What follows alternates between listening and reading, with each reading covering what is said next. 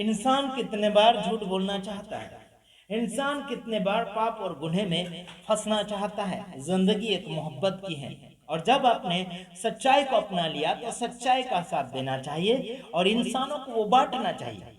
लेकिन आज लोग बांटना नहीं चाहते, छीनना चाहते हैं।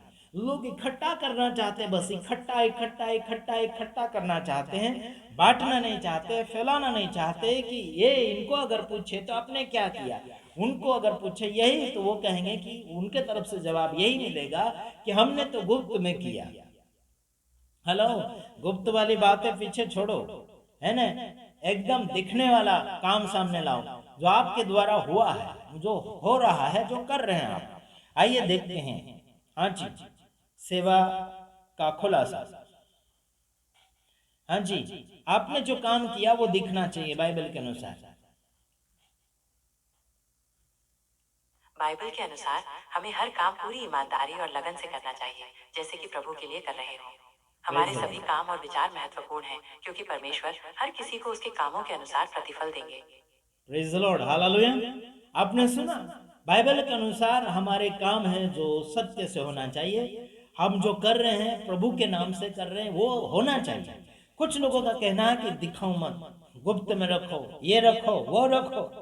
मध्य प्रदेश के कुछ ऐसे खरी शिक्षा वाले जो आदिवासी भाषा में स्टार्ट किया है, जिनका नाम जगन आर्य, उनका कहना कि हम जो कर रहे हैं वो दिखाने के लिए नहीं कर रहे हैं। अरे भाई, हम भी कहाँ दिखाने के लिए कर रहे हैं, हम जो कर रहे हैं वो पब्लिक को दिखना चाहिए। गुप्त में गुप्त में गुप्त में गुप्त में बोल रहे हैं, ठीक है, गुप्त में कर रहे हैं ना, तुम्हारा चिट्ठा पर्दाफाश में ला रहा हूं।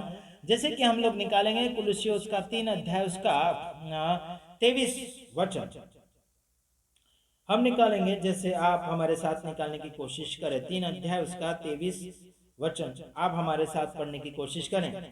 और जो कुछ तुम करते हो तन मन से करो, यह समझकर कि मनुष्य के लिए नहीं परंतु प्रभु के लिए करते हो। किसके लिए करते हो? मनुष्य के लिए नहीं परंतु प्रभु के लिए करते हो। वो कैसे करे? तन मन से करे, तन और मन से करे। Praise the Lord.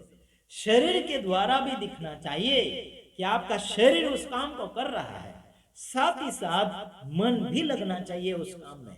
लेकिन इनका क्या है? छुपाने का तरीका बन चुका है।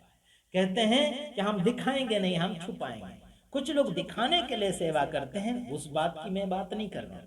जो आत्मिक रीति से, जो सही रीति से, ईमानदारी से कर रहा है, वो दिखना भी चाहिए।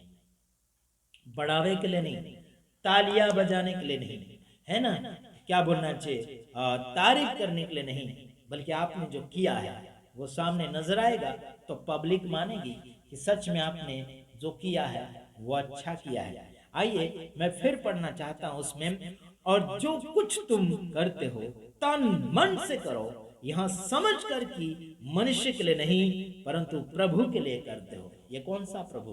प्रभु यीशु मसीह के लिए करते हो, ऐसा सोच कर करना है।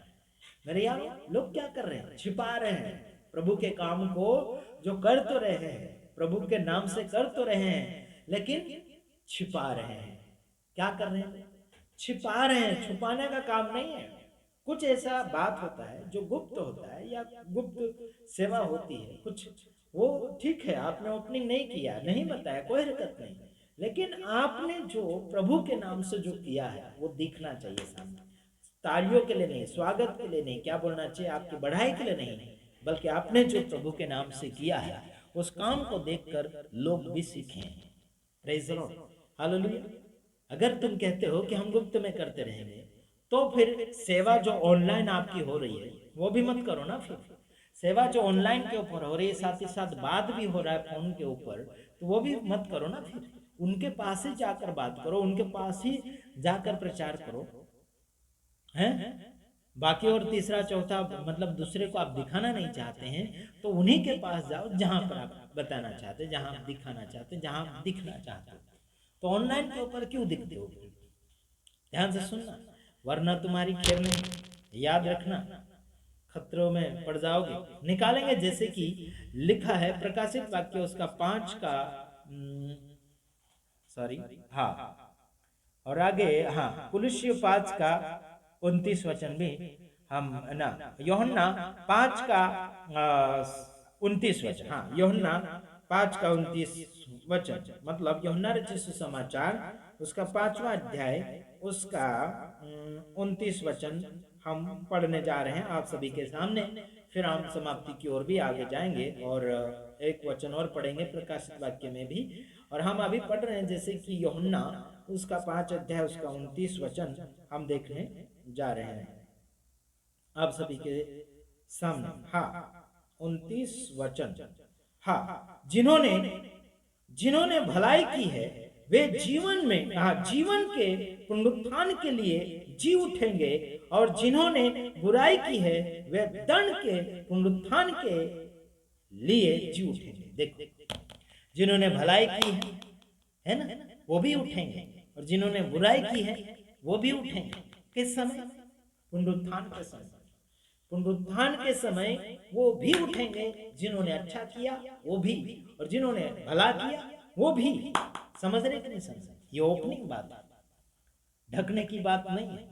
इसीलिए कहता हूं, इसीलिए पब्लिक को सिखाओ कि आप लोग भलाई करो, बुराई को छोड़ो, भलाई करो और बुराई को छोड़ दो। बुराई छोड़ना सिखाओ। लोगों ने आज तक बुराई नहीं छोड़ा, भलाई को छोड़ दिया।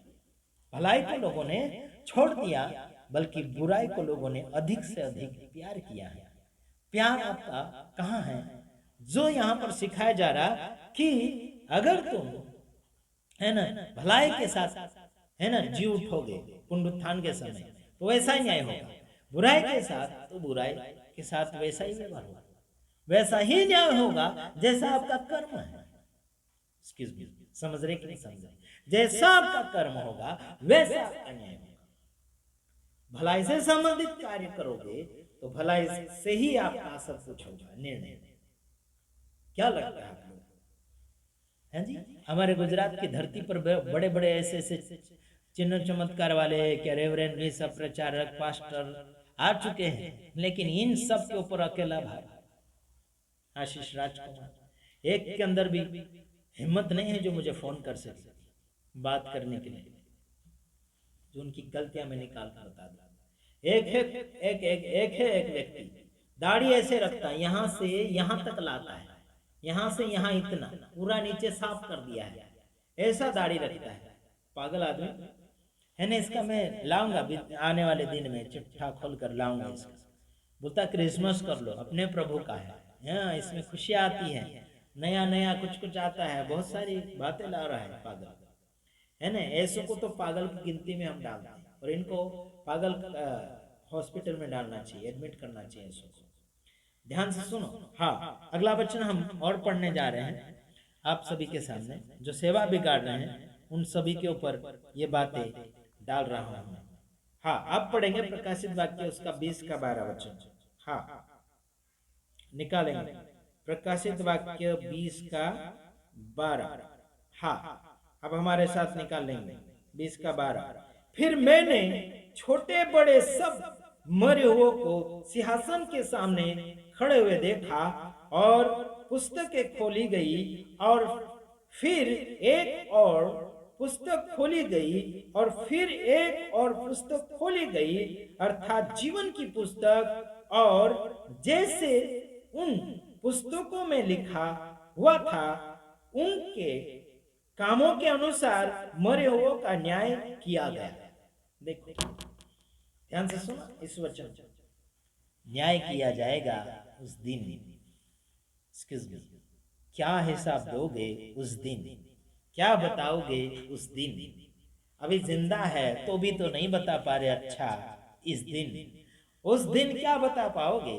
अपने आप का हिसाब कचरे में निकालोगे। समझ रहे? कचरे में निकलेगा हिसाब, तुम्हारा हिसाब। इसकी वो फलाना ढेर मेल मिलाप की सेवा नहीं कर रहे, सुधारने की बात ही नहीं कर रहे। हिसाब में व्यक्ति क्लियर निकले ऐसा बनाने के लिए कोई नहीं कर रहा कोशिश। एक व्यक्ति जो मध्य प्रदेश में है ना, सेवक प्रचारक है, वो अपने आप को बड़ा अच्छा माहिर समझता है। कहता है कि मुझे इतने वचन याद है, मेरी ये डिग्री है, मेरी वो डिग्री, फलाना ढेकना डिग्री। तुम्हारी डिग्री स्वर्ग नहीं ले जाएगी तुमको।